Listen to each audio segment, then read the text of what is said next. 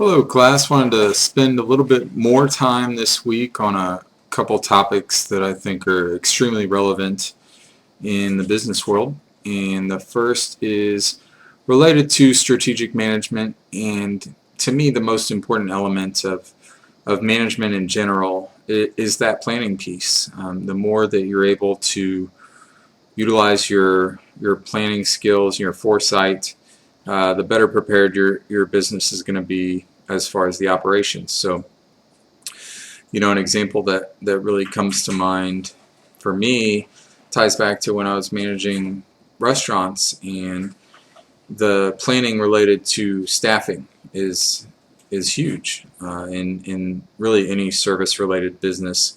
Your business is going to experience busier times of year. In the restaurant business, the holidays were a really busy time of year. So it's really a situation where if you don't complete the appropriate amount of planning and hiring ahead of time and planning the timing that it's going to take to train and onboard new employees and to get those employees up to speed as far as your business operations, you're going to end up really in a situation where the event that you needed to plan for is on top of you, and it changes a lot from what I remember back when I was in school.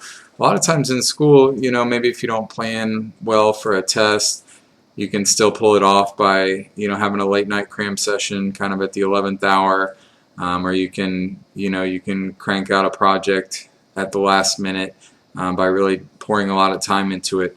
I can tell you in the business world, you're not always going to have that option, and if you haven't put in the time and the energy into really planning ahead for certain situations, you're just not going to be able to make up that ground, and your business is absolutely going to suffer as a result. So one thing I would encourage you to develop as you move throughout the remainder of your high school career and then college as well is really develop yourself as a planner, and I think that's going to serve you well in all aspects of life.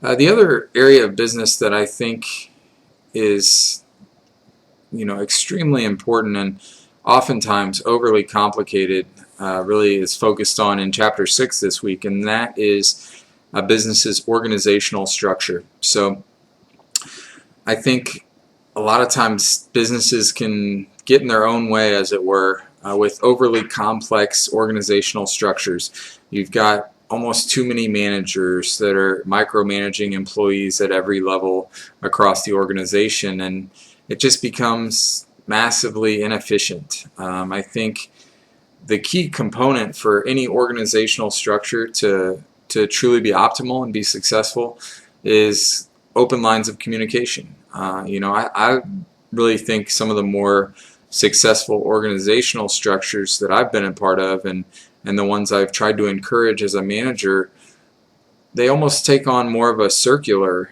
shape than the typical hierarchies that are displayed primarily in chapter 6. So with a more circular organizational structure, you're representing a little bit more of equality and hopefully open communication between your different departments, which I think goes a long way to encourage unity among your employees and the emphasis of the common goals of your business, and ultimately that's going to be what drives you to be successful. So I think communication as it relates to an organizational structure is key, and one of the biggest tools that I've employed as a manager is just do weekly check-ins with your employees as necessary, and have them share with you what projects they're working on, what their workload's like, and that really gives you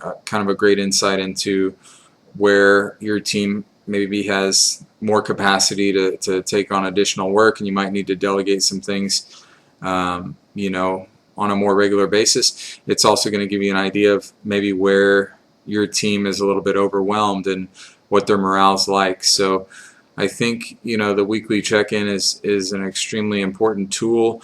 I on that note, I I think overly complex organizational structures can also bog down a business with just too many meetings. There's some great, kind of workplace cartoons out there about having meetings to plan for meetings and so on and so forth. And I've been in situations where that's been the case. It's almost like you're having to end a meeting early to go on to another meeting to report on a third meeting, and it becomes so convoluted and so unproductive that it really takes you away from what your focus should be as a business. So keep some of those topics in mind as you're going through the chapter this week. We're going to talk a little bit more about organizational structure in class, and so I'm looking forward to getting your opinion on what you guys think of the reading this week and to talk some more about it. All right, thanks.